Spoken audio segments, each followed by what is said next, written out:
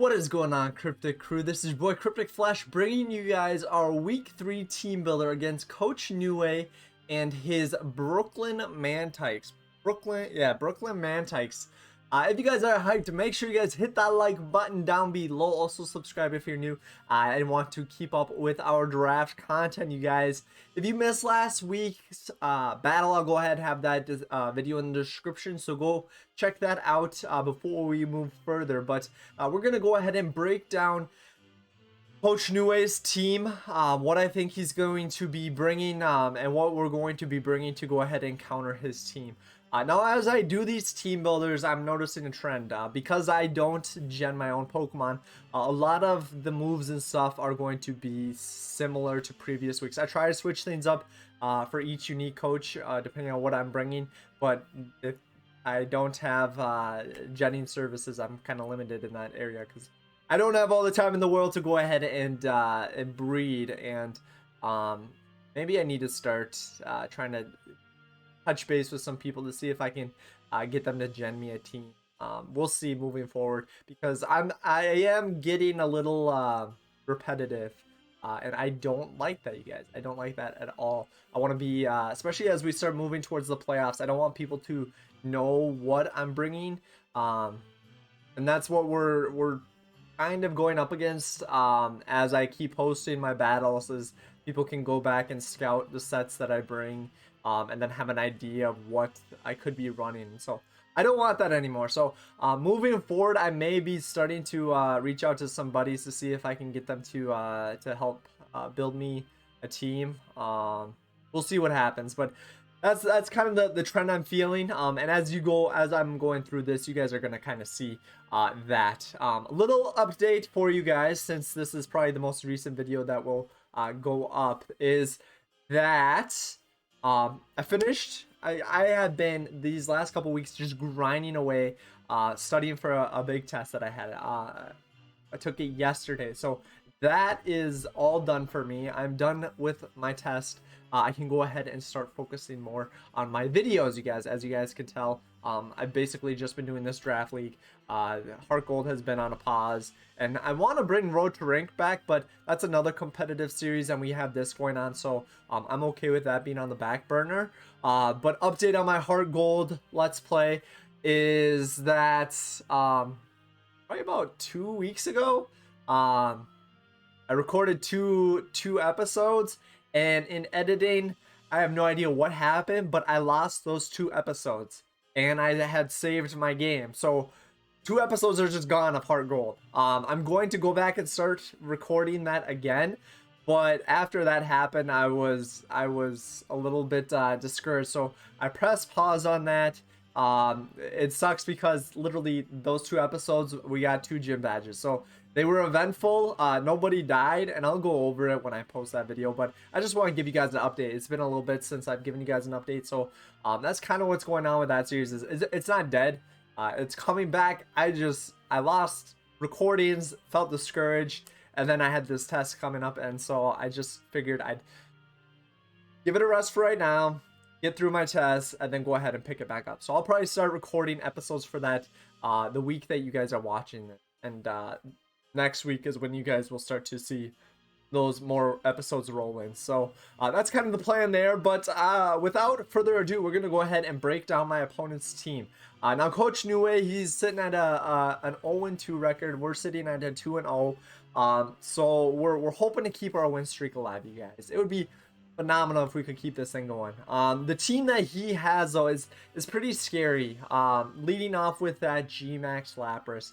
If you guys don't know, Gmax Lapras's Gmax move, forget what it's called, but it essentially sets up an Aurora Veil for his team. And so what he can do is have a Light Clay on his Lapras, set up that Aurora Veil, and have 7 turns of Reflect and Light Screen, which could be a huge problem for us. It makes his team super scary, super bulky, and hard to deal with. Next up is going to be Rotom. Rotom is a great Pokemon for pivotability. Sometimes you'll see it run a Choice Scarf, a Trick Set, or Choice Specs Trick. Trying to trick the specs onto a physical Pokemon or some Pokemon that it would handicap pretty well. Next up is going to be I want to say Robin Hood. It's going to be Decidueye, a ghost grass type starter from Alola. Decidueye, I believe, gets access to knockoff. It is a defogger. And then has ghost stab, grass stab.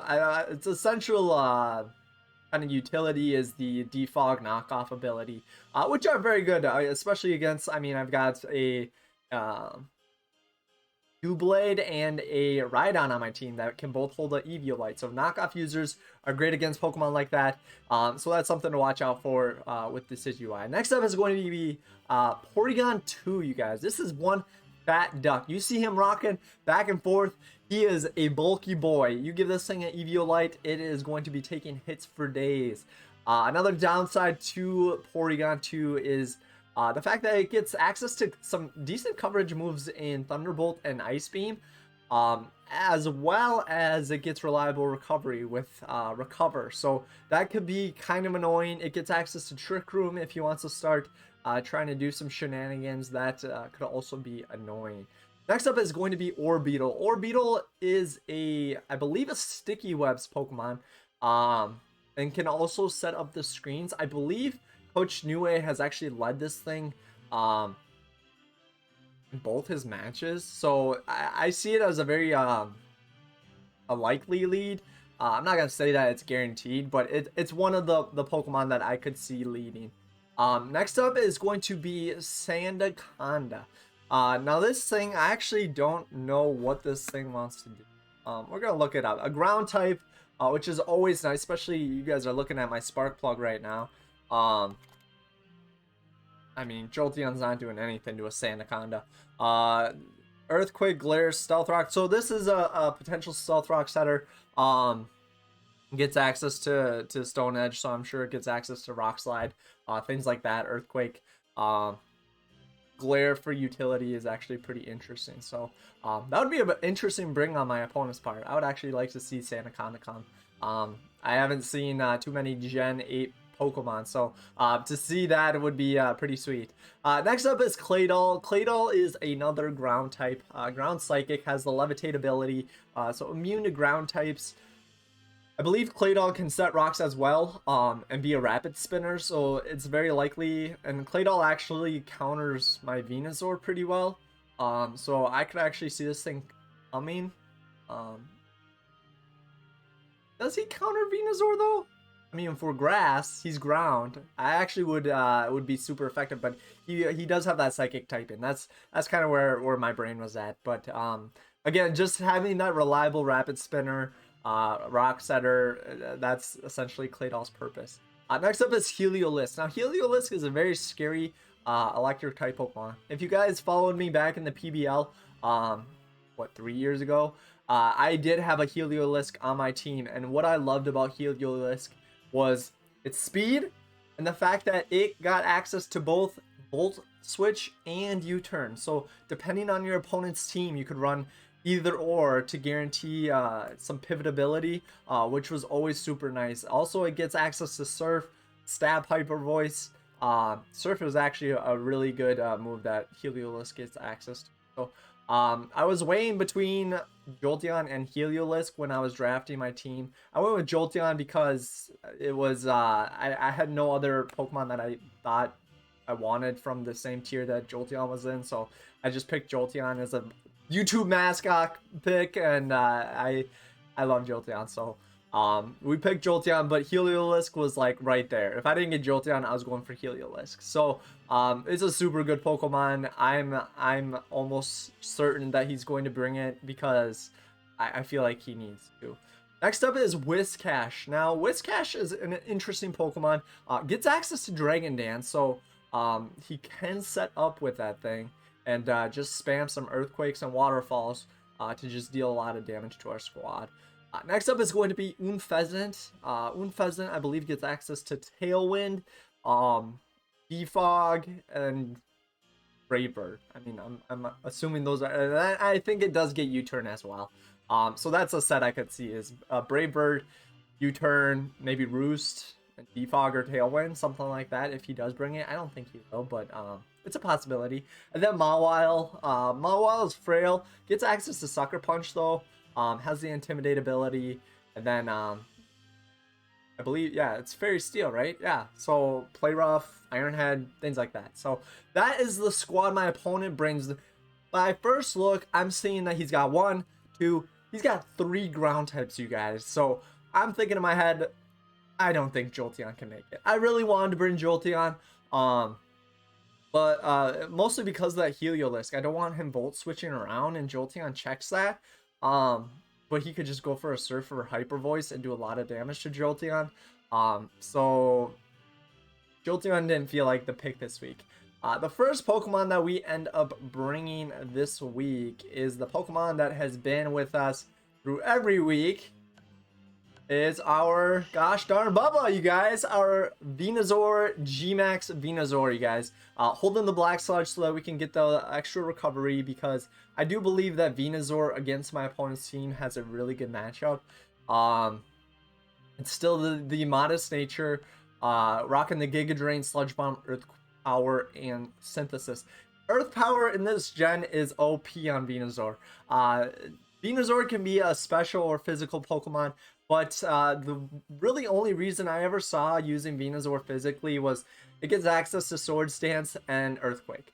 But now that they gave Venusaur Earth Power in Gen 8, I think that special Venusaur is pretty sweet. So Giga Drain, obviously, for that Lapras, it's going to hit all 3 of his ground types super effectively.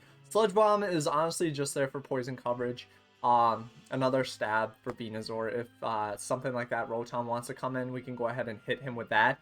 Then Earth Power is going to go ahead and deal a lot of damage to the Heliolisk and the Mawile. And Synthesis, because I think that Venusaur actually has a really good matchup in this game. And so I want to increase that longevity with Synthesis. Hopefully we can actually utilize that this time. I feel like I've brought in a lot of healing moves in the past couple weeks, and I just haven't used them. And so I'm hoping that Bubba can put in the work this week. Next up is going to be our gosh darn mascot. Some might argue MVP of last week. I actually think Jolteon was the MVP of last week, but it's going to be Minnesota or Lycanroc, holding the expert belt so that when we dish out super effective damage, it is doing more, you guys. It is a jolly nature boy rocking the Stealth Rocks because my opponent's team, that Lapras, Rotom, Unfezant, Orbeetle, those are all weak to rocks. And so I think that I need Stealth Rocks, and this was my only option for a setter that I wanted to bring this week. Rocking the Rock Slide, Brick Break, and Drill Run. Rock Slide, I was debating between Rock Slide and Stone Edge. I don't think I need Excel Rock this week. I don't think that there will be any instance that Minnesota will need to go ahead and go for the Excel Rock, because I mean, what is, I'm gonna check the speed tiers here real quick. Lycanroc, Dusk is base 110 speed. What's Heliolisk? 109 exactly, and I'm rocking max speed. I'm jolly max speed. So unless his Heliolisk is Scarf, we should outspeed it. And so that's why I didn't feel the need to bring Excel Rock. Is I outspeed that Heliolisk barring a Scarf, so I can hit it with a Drill Run. I have the E-Belt so that it's going to be doing a little bit more damage. Rock Slide over Stone Edge, because Stone Edge is 80% accurate, where Rock Slide is what, 95? 90. So a little bit better. I don't want a game to come down to a miss. And Rock Slide is going to be doing more damage than Excel Rock. And so it was kind of the middle ground play between the two. Brick Break, obviously, for the Lapras, also to break that gosh darn Aurora Veil if he does end up getting it up. It's essentially just for that as well. Drill Run is going to go ahead and bop that Helium. I really want Minnesota to do a lot this week, but its main objective is going to be to get up the rocks. If we can get up the rocks, I feel pretty good about our match, because Lapras taking 25%, Rotom taking 25%, Orbeetle taking 25%. Those are all huge. And if he does lead that Orbeetle and we lead Minnesota, I think that's a tremendous spot for us to be in. And I'm actually curious as to Orbeetle's speed. I don't think he's a fast boy. No, he's base 90, so he is not a fast boy. So I mean, it's a decent speed stat, but it's not beating Minnesota here. So that's kind of my thought in my head. Tentative plan is to go ahead and lead uh, my Lycanroc here to get up our rocks. The only thing I need to be weary about is that Claydol, if he does lead that thing, that could be a problem for me because Minnesota does not want to take on a Claydol. I actually don't have, I have decent answers for Claydol. I do have decent. Next up on our squad, you guys, is going to be Fluffy, the Hydreigon. Rocking the black glasses to boost our dark type moves. Timid nature to make sure we are taking full advantage of our speed. That does hurt our U-turn a little bit, but we are rocking the Dark Pulse, Earth Power, and Nasty Plot. Dark Pulse obviously is going to be for Decidueye. It hits that Orbeetle actually pretty hard too. Claydol doesn't want to take a Dark Pulse, and this is actually my Claydol check. I did forget about Fluffy here, and I shouldn't have. But and then Earth Power is going to deal with that gosh darn Heliolisk. I don't think the man is bringing a Wish Cache. I have a Venusaur. I don't think you're bringing a Wish Cache. And then Nasty Plot for the potential. If I can get Fluffy sitting in on a gosh darn Claydol, I am clicking Nasty Plot because I'm going to be doing some work with Hydreigon. The only thing that really scares me out is the Lapras and potentially Orbeetle. Even Orbeetle. So let's say that we're up against Orbeetle with Hydreigon, Nasty Plot. Dark Pulse is doing 67 to 79%. Bug Buzz does do a little over half. Let's say I get to +2 with Nasty Plot. I'm one-shotting a Orbeetle. So if we could get Fluffy in on Claydol, click Nasty Plot. I mean, what is even Heliolisk? What is Heliolisk doing to me? With Hyper Voice is barely doing half. So that's actually a really interesting play. Earth Power is also to cover that Mawile. That's actually very interesting. I hadn't thought about that prior to building the team, mostly because I've been doing this kind of on the fly here. But as I'm breaking this down with you guys, and that's what I want, right? I want to like pitch my ideas, let you guys know my thought process. But I actually think that if we get rid of Lapras and we get a Nasty Plot off on Hydreigon here, I actually think we sweep. Because I'm trying to think. I mean, the only thing I could see my opponent doing is Porygon 2. That thing is kind of disgusting. Porygon 2. Ice Beam. Yeah. At +2, I'm only doing like a third to that thing. So there might be some factors kind of holding me back from sweeping with Fluffy, but Fluffy is going to be putting in a lot of work. My opponent really doesn't have anything that wants to take on Fluffy. He could go into Mawile to eat a Dark Pulse, but I will just switch up to Earth Power and bop Mawile, and I will outspeed unless he goes for Sucker Punch, but a Sucker Punch is not going to be doing much to my Dark Dragon here.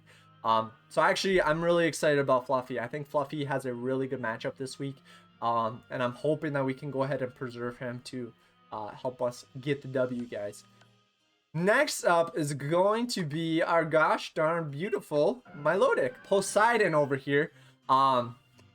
Poseidon's going to be rocking the leftovers with the competitive ability. Competitive, is that necessary? If he does have Intimidate Mawile, it could be necessary. We are rocking the Scald, the Ice Beam, Recover, and Toxic. My idea is for Poseidon to actually be my switch-in for his Gmax Lapras. Because a Gmax Lapras to a Milotic, there's really nothing that it can do to me. I'm actually going to clarify that right now to just see. Say it's choice specs. Modest choice specs. Freeze Dry does do a lot. But if you're Gmax, Dynamax, and you go for Max Lightning, okay, so he does get access to Thunderbolt, which I actually do think that he would bring. But a Max Lightning, It's only doing like 48 to 57%. So we could actually eat that pretty well and just go for recover to stall his Dynamax turns, which I actually really like. Bring this in on probably his Gmax Resonance, his Ice move. He's going to set up his Veil, and then we can just go ahead click recover until he's on Dynamax. And then at that point, we can go ahead into some of our other options for Lapras. But I think that Poseidon is a really great choice for that Lapras. We can go ahead and get some Toxics off on pretty much everything other than Mawile. But I don't think Mawile is going to 1v1 a Milotic. He'll give me my competitive boost, and we'll be in some good shape there. So I'm really happy to be bringing Milotic. We brought it week 1. It really didn't do much, and so I'm hoping that we can have it do a little bit more for us. It's also an answer to that Porygon 2. Now Porygon 2 does get access to Thunderbolt. I am aware of that. But Thunderbolt from a gosh darn boy here.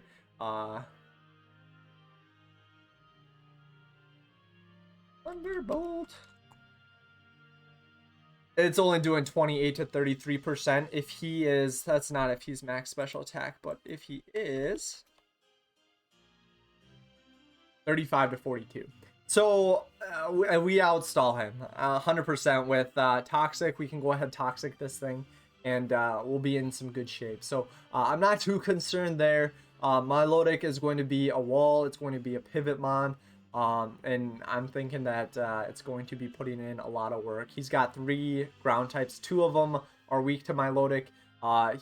This is why I do think he's going to bring Heliolisk, is to have something to switch into Milotic. If I just go for an Ice Beam, Heliolisk is pretty frail. A couple of Ice Beams and he's not going to be in good shape. So that's kind of our thought right there.